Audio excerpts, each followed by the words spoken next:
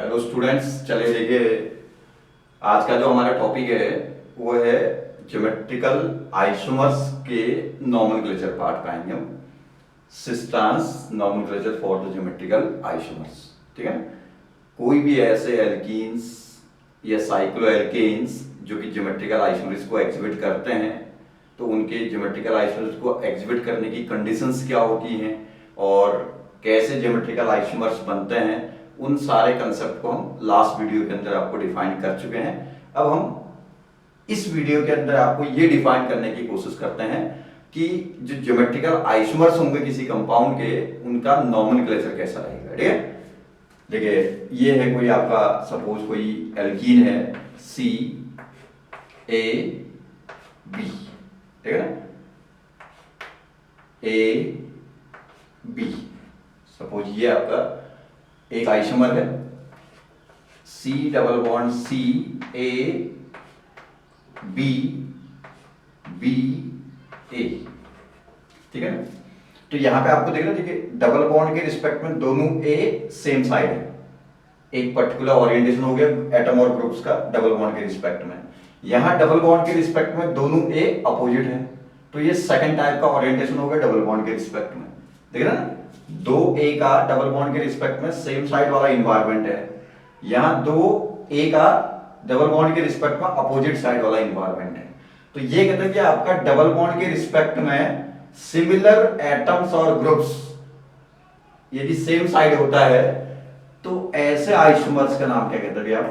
सिस कहेंगे, ऐसे geometrical isomers को। ठीक है। और डबल बॉन्ड के रिस्पेक्ट में सिमिलर एटम और ग्रुप अपोजिट है, एक डबल बॉन्ड के रिस्पेक्ट में ऊपर है एक नीचे है, तो ये कहलाएगा भी आपका ट्रांस ज्योमेट्रिकल आइसोमर। ठीक है ना। इन दोनों के बीच का जो रिलेशनशिप होगा वो ज्योमेट्रिकल आइसोमर की रिलेशनशिप तो है, अब उसको आप कह सकते हैं सिस ट्रांस ज्योमेट्रिकल आइसोमर कह सकते हैं इसको। ठीक है ना इतना।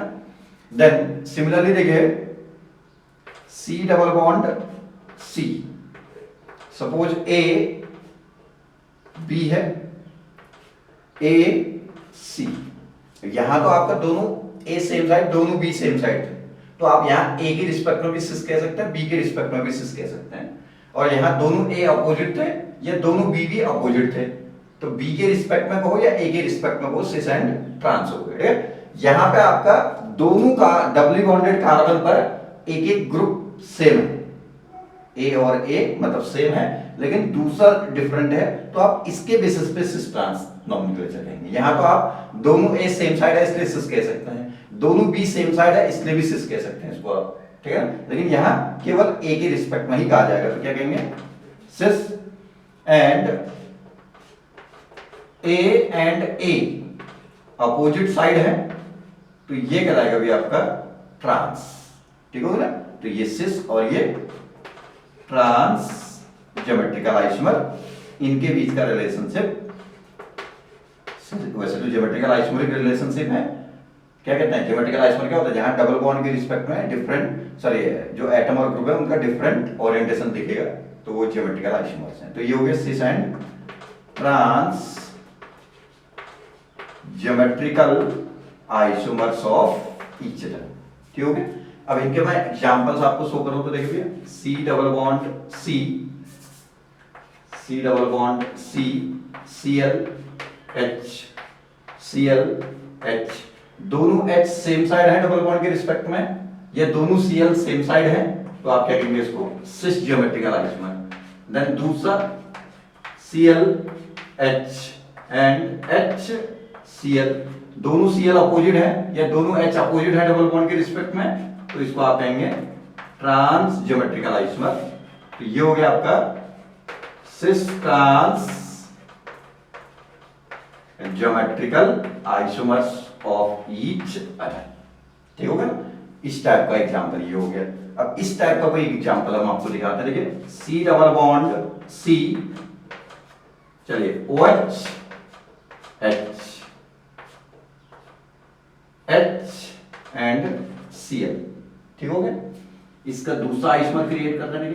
C double bond C OH and H, और यहां पे Cl एंड H कर देते हैं। चलिए ठीक है, तो यहां पे देखिए दोनों डबल बॉन्ड वाले कार्बन में से कार्बन पर एक एक ग्रुप सेम है, इस पर H इस पर H सेम है, तो सिमिलर ग्रुप अपोजिट है, सिमिलर ग्रुप या एटम अपोजिट है, तो ये क्या हो गया ट्रांस। यहां दोनों कार्बन पर जो सिमिलर एटम या ग्रुप है वो सेम साइड है, तो ये क्या कहलाएगा आपका सिस।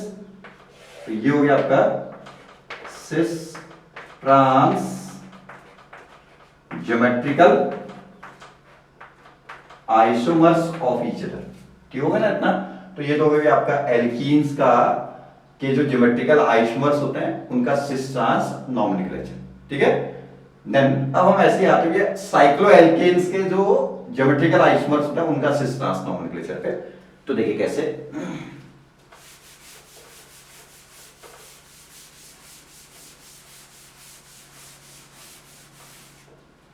देखिए ये C double bond sorry cycloalkanes में आते हैं। तो साइक्लोएल्केन्स में ये है जो सिंगल बॉन्ड से जुड़े हुए एडजेसेंट कार्बन है उन पर similar group on same side, सीधे एग्जांपल से ही दिखाता है। ठीक है ना, similar group on same side, तो क्या हो गया सिस। सिंगल बॉन्ड से जुड़े हुए दोनों कार्बन से similar group on the opposite side called as trans geometrical isomer. दोनों के बीच का रिलेशनशिप क्या होगा भैया सिस ट्रांस ज्योमेट्रिकल आइसोमर। ठीक होगा ना। अब दूसरा एग्जांपल दिखाते हैं। देखिए एक एग्जांपल मैं ऐसे दिखा रहा हूं, देखिए बात आपको समझ में आएगी। देखिए नॉन एडजेसेंट कार्बन है, एल्कीन में तो डबल बॉन्ड वाले कार्बन पर ही आपका एटम और ग्रुप का ओरिएंटेशन देखा जाएगा, सिमिलर साइड तो सिस, अपोजिट है तो ट्रांस। साइक्लोएल्केन में एडजेसेंट कार्बन पर सिमिलर ग्रुप सेम साइड तो सिस, एडजेसेंट कार्बन पर सिमिलर ग्रुप अपोजिट तो आपका ट्रांस। लेकिन साइक्लोएल्केन्स में नॉन एडजेसेंट कार्बन पर भी आपका सिमिलर एटम और ग्रुप सेम साइड है, तो भी आप इसको क्या कह सकते हैं सिस कह सकते हैं। ये देखिए यहां से OH यहां से OH, तो क्या हो गया सिस। मतलब केवल एडजेसेंट पे ही ओरिएंटेशन देखा जाएगा, ये जरूरी नहीं है साइक्लोएल्केन्स के केस में। ठीक है ना। देन यहां पे देखिए OH H, चलिए इसको ऐसा कर लेते हैं H OH then OH H। यहां देखिए इस कार्बन और इस कार्बन से दोनों से OH सॉरी एक से OH ऊपर एक से OH नीचे, तो अपोजिट है, या HH अपोजिट भी कह सकते हैं। तो यहां हो गया ट्रांस। ठीक हो गया, तो ये हो गया सिस ट्रांस ज्योमेट्रिकल आइसोमर्स। ठीक होगा ना ये। तो ये अभी आपका साइक्लोएल्केन। कोई और एग्जांपल आप देना चाहें तो जैसे ये है, देखिए 5 मेंबर्ड रिंग है, दैट इज साइक्लोपेंटेन है। ठीक है ना। तो साइक्लोपेंटेन में भी आपका नॉन एडजेसेंट भी हो सकता है, एडजेसेंट कार्बन पे भी देख सकता है, जैसे ये दो नॉन एडजेसेंट है। ठीक है ना। मान लिया यहाँ पे Cl है H है, Cl है H है। ठीक हो गया। और दूसरा आइसोमर हमने जनरेट किया जिसमें Cl H, बट यहां पे H और Cl, तो ये भी आपका ये साइक्लोएल्केन में क्या है प्लेन से ऊपर, ये प्लेन से ऊपर, दोनों सेम साइड तो सिस। यहां ये ऊपर ये नीचे, तो ये क्या हो गया आपका ट्रांस ज्योमेट्रिकल आइसोमर। तो ये हो गया cis trans geometrical isomers of each other.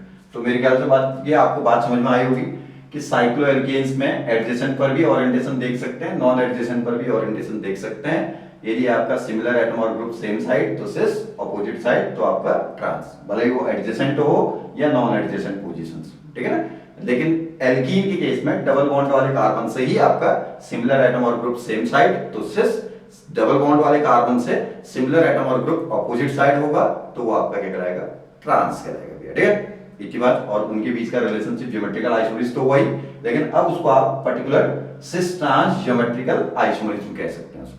ठीक है ना। इतना तक